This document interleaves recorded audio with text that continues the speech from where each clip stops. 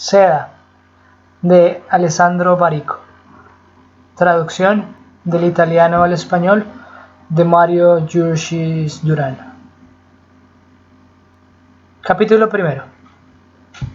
Aunque su padre hubiera imaginado para él un brillante porvenir en el ejército, Hervé Yancourt había terminado por ganarse la vida en un oficio insólito, al cual no le era extraña, por singular ironía, una característica tan amable que traicionaba una vaga entonación femenina. Para vivir, Hervé Yancourt compraba y vendía gusanos de seda. Corría el año 1861. Flaubert estaba escribiendo Salammbô. La iluminación eléctrica era todavía una hipótesis y Abraham Lincoln, al otro lado del océano, estaba combatiendo en una guerra de la cual no vería el fin. Hervé Yancourt tenía 32 años. Compraba y vendía gusanos de seda.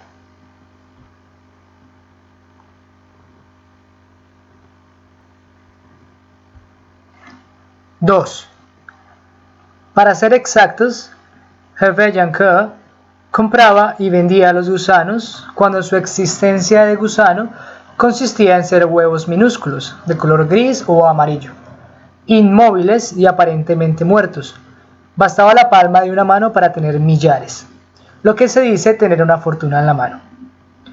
A principios de mayo los huevos se rompían, liberando una larva que, después de 30 días de febril alimentación a base de hojas de morera, procedía a encerrarse nuevamente en un capullo, para luego salir definitivamente 2 semanas más tarde, dejando tras sí un patrimonio que en seda hacía 1000 metros de hilo crudo y en dinero una bonita cantidad de francos franceses.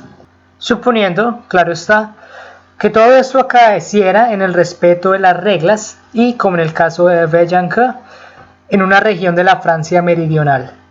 La Ville-Lyon era el nombre del lugar en el cual vivía Hervé Yancourt. Hélène, el de su mujer.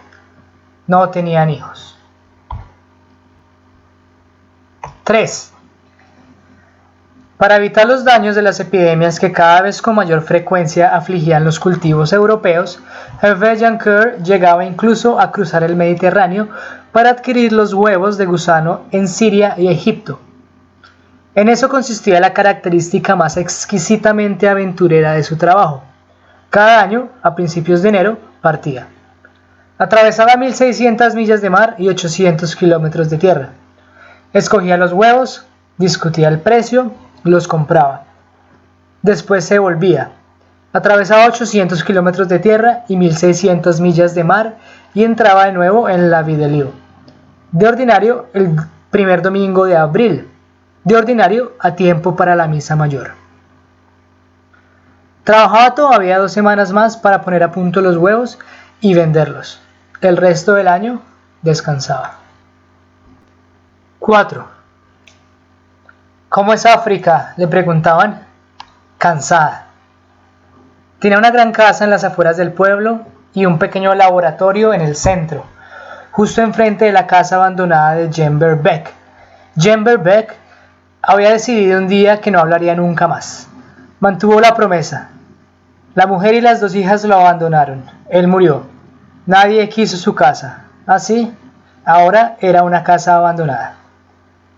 Comprando y vendiendo gusanos de seda, Hervé Yancourt ganaba cada año una cifra suficiente para asegurarse a sí y a su mujer esas comodidades que en provincia tienden a considerarse como un lujo. Gozaba con discreción de sus saberes y la perspectiva, verosímil, de llegar a ser realmente rico lo dejaba de todo indiferente. Era por otra parte uno de esos hombres a los que les gusta asistir a su propia vida, considerando impropia cualquier ambición de vivirla. Se habrá notado que ellos observan su propio destino del modo en que la mayoría suele observar un día de lluvia. 5. Si se lo hubieran preguntado, Hervé Yancourt habría respondido que su vida continuaría así para siempre. Al inicio de los años 60, sin embargo, la epidemia de pebrina que había destruido los huevos de los cultivos europeos se difundió al otro lado del mar, alcanzando África y, según algunos, incluso la India. Hervé Yancourt volvió de su habitual viaje en 1861 con una carga de huevos que se reveló 2 meses después casi totalmente infectada. Para la Ville de Liu, como para tantas otras ciudades que fundaban su riqueza en la producción de seda, aquel año pareció representar el comienzo del fin.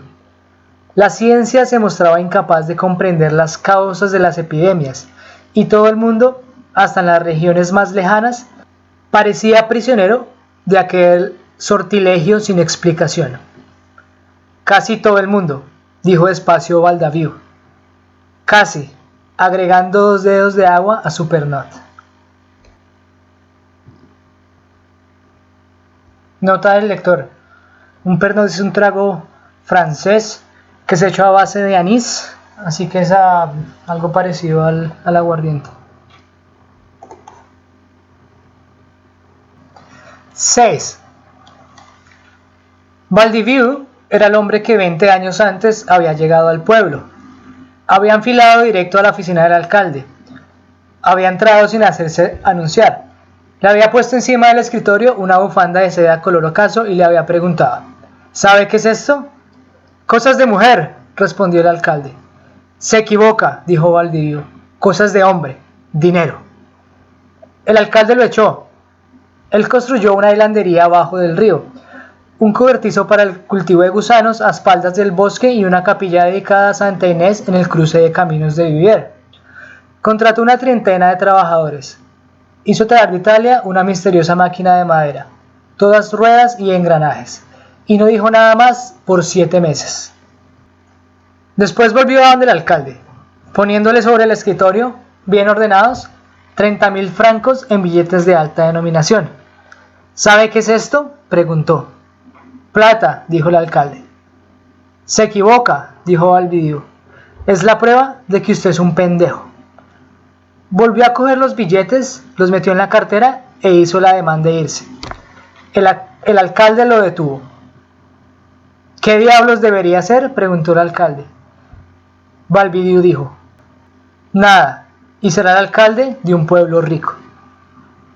5 años después, Valdaviu tenía 7 hilanderías y se había convertido en uno de los principales centros europeos de sericultura y filatura de la seda. No todo era propiedad de Valdaviu. Otros notables y terratenientes de la zona lo habían seguido en aquella curiosa aventura empresarial. A cada uno, Valdaviu le había revelado, sin problemas, los secretos del oficio. Eso lo divertía mucho más que hacer dinero a montones, enseñar y tener secretos que contar. Era un hombre así. 7.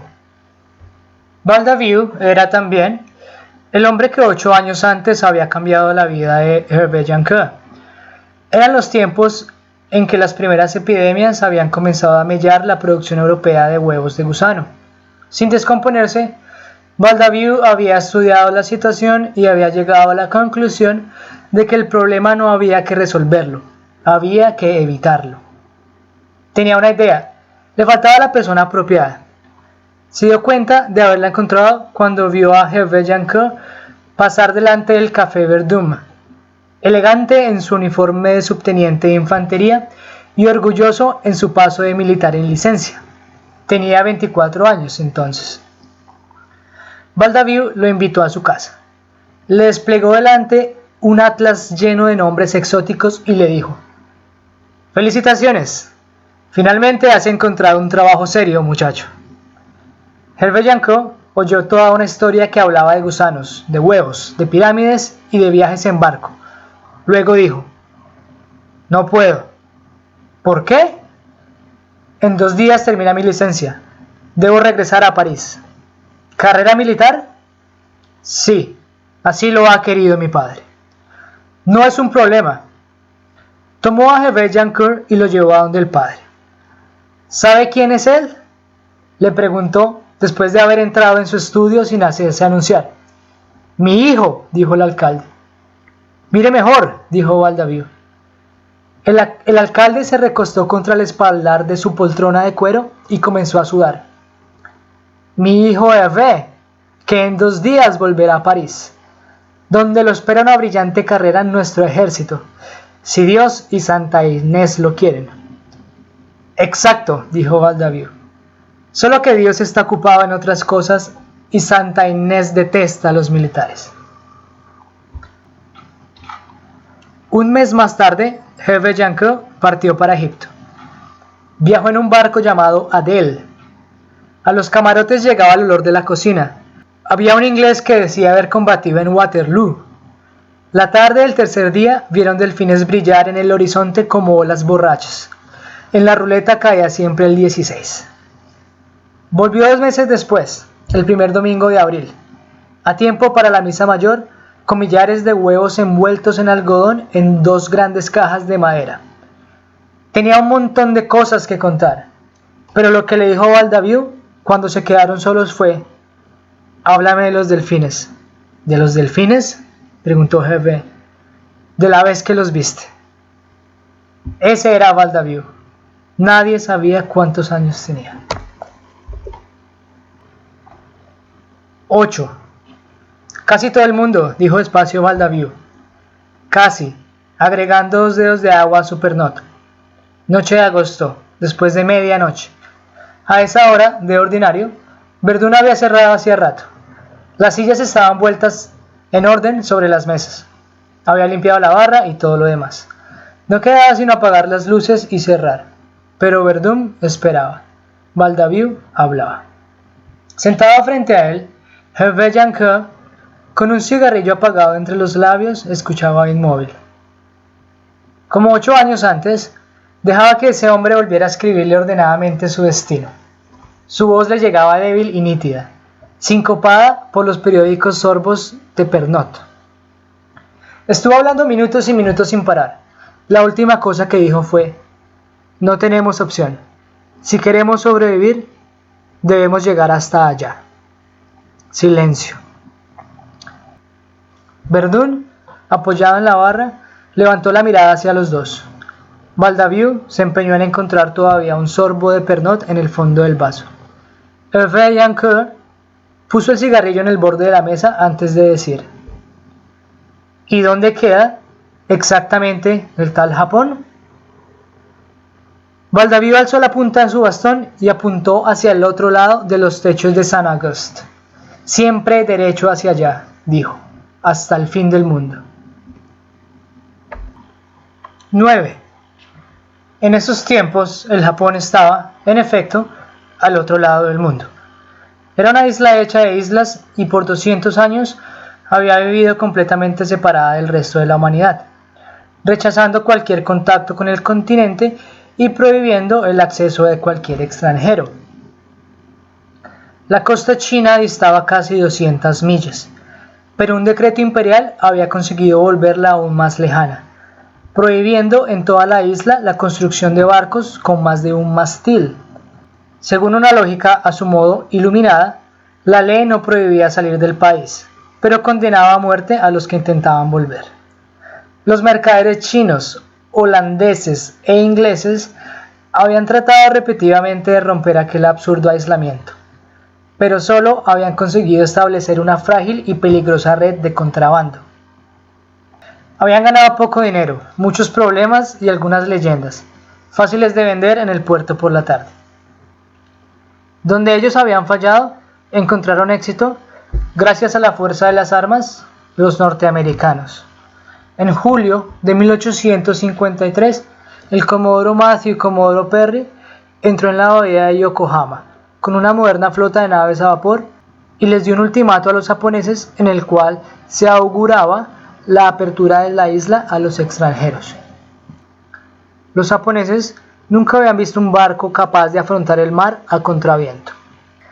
Cuando 7 meses después, Perry volvió para recibir la respuesta a su ultimátum, el gobierno militar de la isla se plegó a firmar un acuerdo en el cual se pactaba la apertura a los extranjeros de 2 puertos en el norte del país y el inicio de algunas primeras, mesuradas relaciones comerciales.